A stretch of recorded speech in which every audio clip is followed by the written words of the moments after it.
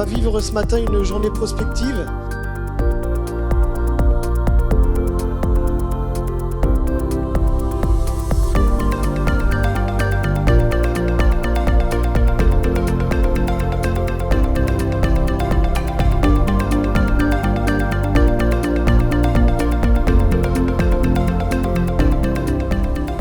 Les signaux qu'on vous présente ce matin sont captés auprès de dirigeants de PME industrielles. Il y en a certains parmi vous.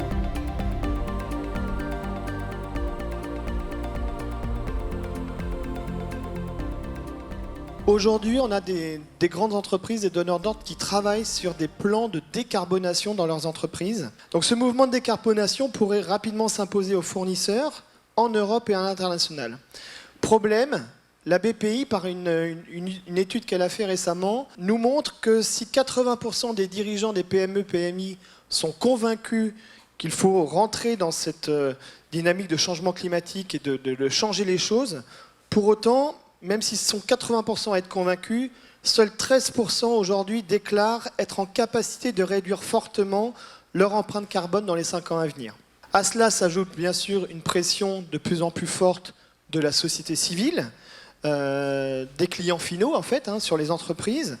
Par l'information donnée sur l'empreinte carbone des produits finis, on a un certain nombre aujourd'hui d'outils qui sont en train d'apparaître, qui vont permettre de tracer les produits et de mesurer l'impact carbone de ces produits. Je vous invite à aller voir le site internet Carbon Fact, et puis aussi Decathlon qui aujourd'hui maintenant annonce directement l'empreinte carbone de chacun de ces produits mis en vente sur internet. Alors du côté des fournisseurs, en réponse à cela, ils vont devoir conduire leur propre démarche de décarbonation. Selon une étude de l'ADEME, pour les entreprises de la MECA-META, les enjeux prioritaires de décarbonation concernent essentiellement l'efficacité énergétique et l'électrification.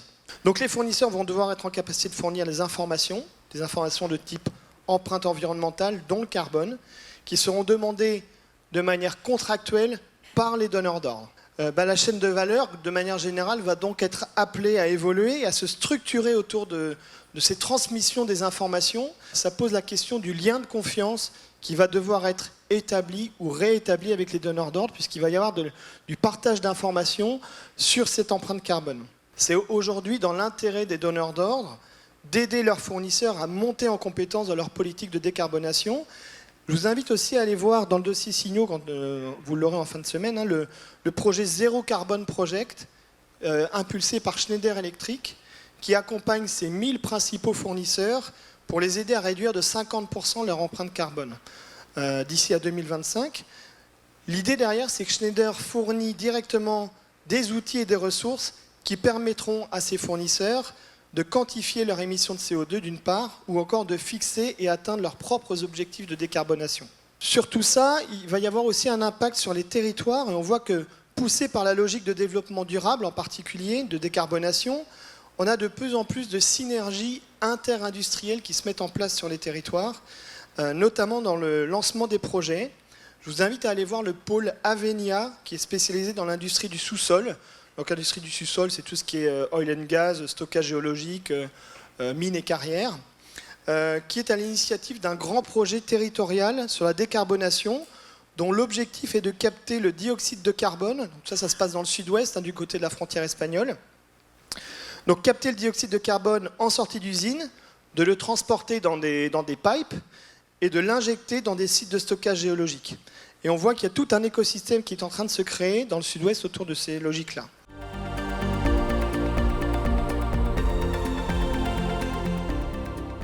Pouvoir m'enrichir des partages sur les collectes qui avaient été faites pendant les mois derniers. À être surpris et puis à avoir des éléments de réflexion.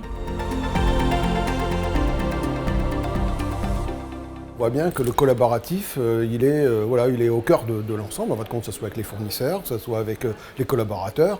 Ce qu'on apprend, c'est beaucoup de choses sur la partie énergie, beaucoup de mouvements au-delà de la partie économie d'énergie.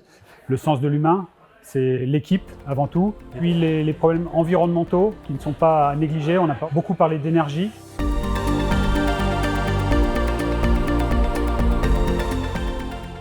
Alors au niveau de l'économie de la fonctionnalité, on voit qu'il y a certains industriels qui misent, et ça m'a beaucoup surprise parce que j'en ai eu beaucoup qui m'ont partagé cette notion-là sur la reconception en fait de leurs produits puisqu'ils sont contraints avec les approvisionnements.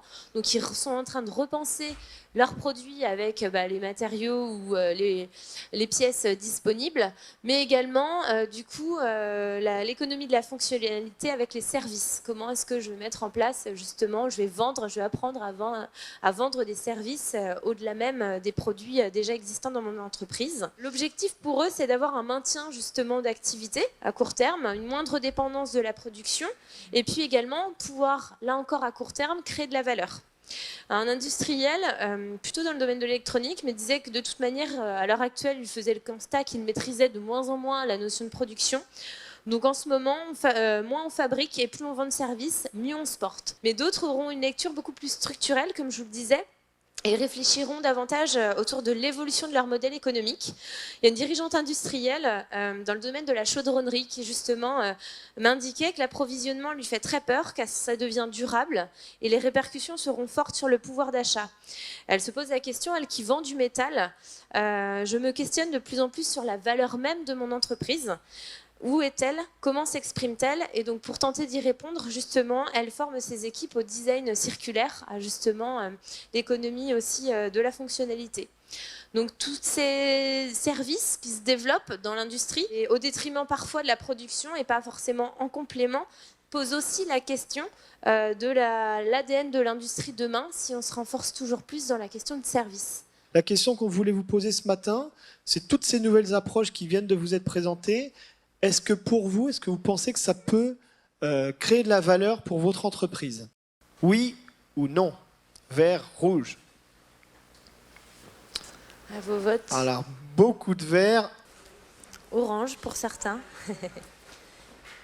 D'accord, très bien. Qui souhaite s'exprimer spontanément sur cette question? On a de moins en moins les marges se réduisent avec les transports, avec les coûts des matières. Donc on a tout intérêt à pas tout porter sur le service, mais en porter en partie et de déporter notre valeur ajoutée en fin de compte. Du moment où on parle de service, on ramène sur l'usage et qu'est-ce qu'on fait du produit qu'on vend et l'usage qu'on en fait derrière. Ce qui nous emmène à un nouveau métier aussi, aussi qu'on essaie de décaler, puisque nous, ça nous emmène sur un métier de conseil. Ça crée tout un système de valeurs et d'effets utiles qu'on ne voit pas et qui est caché par le prix de vente. Je commence à rencontrer des acheteurs avec qui on va travailler en collaboration pour obtenir une affaire.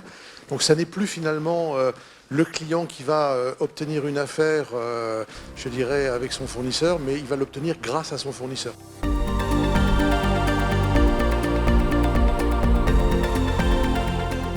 Voilà, travailler un petit peu sur la stratégie dans l'entreprise. Je ne sais pas si vous connaissez ce modèle d'Hudson, qui nous a semblé intéressant et en parfaite corrélation avec les signaux qu'on a captés. Donc ce modèle d'Hudson, il présente un petit peu les différentes phases de transformation de l'entreprise, avec deux phases où je dirais l'entreprise ou les collaborateurs sont plutôt en énergie haute. La première phase qui est la phase de conquête, donc on remet en place des actions, des résultats, on a de l'enthousiasme, de la passion pour des nouveaux projets. Et puis une deuxième phase de stagnation où il y a un petit peu on rencontre des dysfonctionnements, on n'est pas tous totalement alignés, mais on est encore quand même en énergie haute. Et puis à un moment donné, dans les projets, on va basculer en phase 3. Et la phase 3, c'est la phase de désengagement et cette fameuse phase de cocooning où en tant qu'individu, on va vouloir se protéger parce que finalement l'environnement extérieur, il est trop instable, il est trop imprévisible, il est trop compliqué. Et on voit bien que la pandémie actuelle, et avec cette 5e vague qui arrive, on a comme ça des personnes et donc des collaborateurs qui cherchent plutôt à se protéger et qui n'ont pas l'énergie pour repartir dans des nouveaux projets. Et puis la phase 4, c'est la phase de renouveau, où on va réexpérimenter, explorer, réintégrer un certain nombre de projets pour pouvoir rebasculer dans une nouvelle dynamique. Une personne qui était professionnelle de l'accompagnement nous disait que c'était important de bien respecter les phases aussi des équipes. Et attention aux équipes qui sont en énergie basse, donc en phase 3, il faut bien respecter cette vulnérabilité. Et donc cette professionnelle de l'accompagnement nous disait « Je vois un décalage important entre les dirigeants qui sont en phase 4 ou au début de la phase 1 d'un nouveau cycle, qui ont l'énergie pour expérimenter et lancer de nouveaux projets, et leurs équipes épuisées par les épreuves de ces derniers mois, qui se disent plutôt à quoi bon ?» Certains ressentent même de l'éco-anxiété, donc autour du développement durable. Ces réactions sont typiques de la phase 3 du modèle d'Hudson et il faut être prudent. Dans cette étape, la personne a besoin de se protéger, de se ménager. Elle n'a plus d'énergie, on ne peut pas la tirer de force sous peine d'aggraver la situation. Merci à tous. Et puis on est bien sûr disponible, toute l'équipe de CAP et nous-mêmes, pour des échanges plus spécifiques.